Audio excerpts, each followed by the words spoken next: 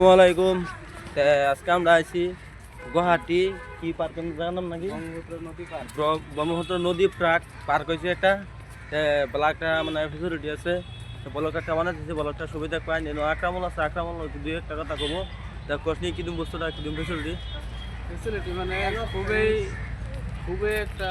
অসাধারণ মানে জায়গাটা কোন দেশের কোন কোন থেকে আমরা গুয়াহাটি রেলওয়ে স্টেশন থেকে 2 কিলোমিটার পশ্চিমে আলে প্লেটিনামের পাশ দিয়া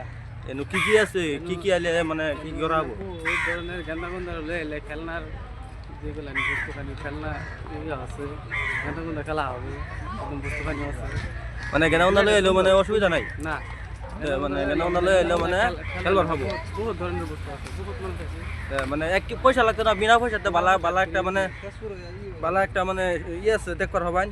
যিকোনো মানে একটিও লাগতো না ফ্রি মানে আওয়াটা খেলি বারাটা খেলি লাগবো এনু কিন্তু একটিও লাগতো না